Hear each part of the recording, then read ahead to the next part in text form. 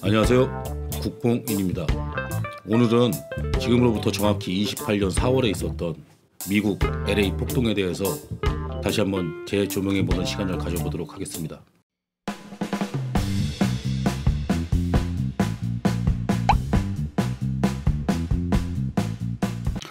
천사들의 도시라고 불리우는 로스앤젤레스.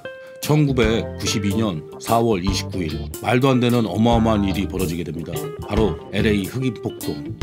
이 사건은 1991년에 있었던 로드니 킹 사건이 원인이 되는데요. 로드니 킹 사건은 흑인 범죄자 로드니 킹이 현대 포니 자동차로 LA 인근에 있는 고속도로에서 185km나 되는 속도로 과속을 하며 경찰들의 추격을 따돌리려 했던 사건에서 비롯됩니다. 로드니 킹은 차에서 끌려 내리자마자 백인 경찰 4명에게 무차별 구타를 당하게 됩니다. 이 구타되는 장면이 한 시민의 비디오에 녹화가 돼서 미국 방송 전역으로 나가게 됩니다. 그 방송 때문에 백인 경찰 4명은 법정에 서게 됩니다. 대부분의 배심원들이 백인이었던 재판에서 3명의 경찰은 무죄를 선고받고 1명의 경찰은 재심을 선고받게 됩니다. 이 판결로 인해 흑인들은 길거리로 뛰쳐나오게 됩니다. 처음에는 인종차별에 대한 시위로 시작됐지만 일부 흑인 갱스터와 히스패닉계 갱스터들이 시위가 아닌 상점 약탈과 방화로 이어지게 됩니다. 흑인들의 분노는 처음에는 백인들에게 집중됐습니다. 그러나 1991년 3월 16일 LA 한 한인 슈퍼마켓에서 두순자 사건이라는 사건이 발생하게 됩니다. 슈퍼마켓을 운영하던 두순자는 한 흑인 소녀가 도둑이라고 생각했습니다. 그 가방을 빼앗으려는 실랑이를 하던 중 덩치가 큰 흑인 소녀에게 안면을 4번을 가격하고 쓰러지게 됩니다. 카운터 뒤에 숨겨놨던 권총을 뽑아든 두순자는 그 자리에서 그 흑인 소년을 사살하게 됩니다. 살인 혐의로 기소된 두순자는 검사들에게 종신형을 구형받았지만 백인 판사로 구성된 재판관이 재범의 우려가 적고 정당방위라는 이유로 집행유예로 두순자를 풀어주게 됩니다. 당시 미국의 주요 언론들은 두순자 사건을 맹렬히 보도하기 시작했습니다. 흑인들의 분노를 자연스럽게 백인에서 한인으로 옮겨가게 된 것입니다. 미국 언론이 한인들에게 혐오를 조정하게 된 것입니다. 흑인들은 분노를 표출할 대상이 필요했고 백인들은 그 분노를 피할 대상이 필요했습니다. 그래서 한인들은 표적이 될 수밖에 없었습니다. 더욱이 이 상황을 어렵게 만들었던 부분은 흑인들 밀집 지역인 콤프턴, 겐튼에서 베버리 힐즈로 가려면 한인타운을 지나갈 수밖에 없었습니다. LA 경찰은 베버리 힐즈만 방어할 뿐 한인타운은 무방비 상태로 놔두게 됩니다. 그 결과로 아메리카 드림을 꿈꾸고 수년간의 고생과 근면, 성실로 이뤄낸 한인 상점들은 방화와 약탈에 무너지기 시작했습니다. 라디오 코리아라는 한 한인 방송에서 미국 전역에 구호 요청을 하게 됩니다. 이 상황에서 믿을 거라곤 역시 우리 민족뿐.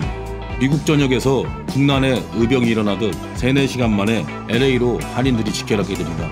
한인 사회를 지키기 위해 해병대 전후회, 특전사 전후회, 월남파병 전후회 예비역들을 중심으로 자경단이 만들어지게 됩니다. 말이 자경단이지 사실 다들 전직 군인들이죠. 신체 건강한 대한민국 남자라면은 갔다 와야 되는 군대. 예, 맞습니다. 대한민국 남자들은 민간인 이전에 모두 다 군인이었던 것입니다.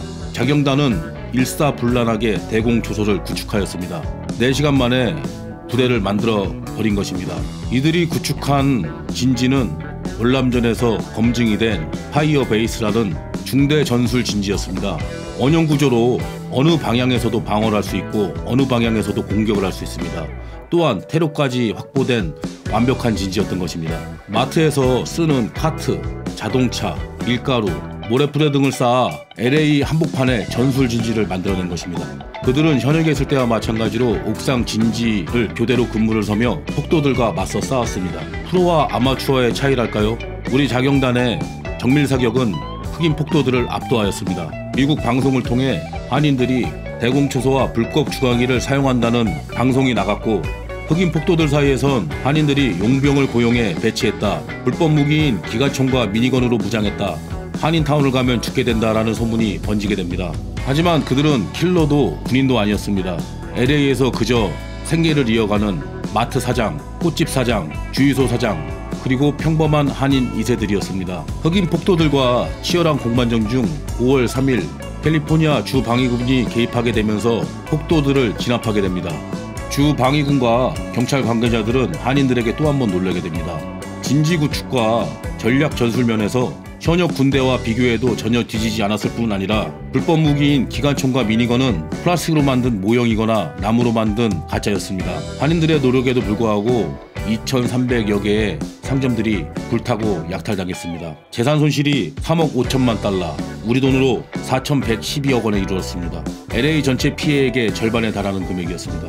20-30년 피땀 흘려 고생의 일군 터전이 순식간에 잿더미가 되는 순간이었습니다. 하지만 우리 한인들은 용기를 잃지 않고 재건에 들어가게 되었습니다. 타고난 성실함, 근면함, 그리고 우리 민족끼리의 끈끈한 유대, 이 모든 것들로 우리는 재건에 성공했습니다. 그리고 이 사건을 통해 미국 내의 어떤 인종도 우리 한인들을 무시할 수 없게 되었습니다.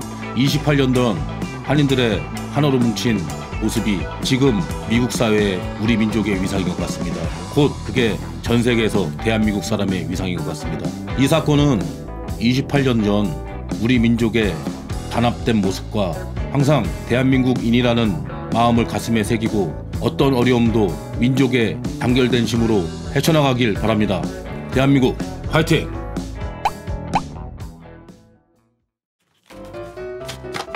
내가 아까 미국 내 그것도 얘기했냐?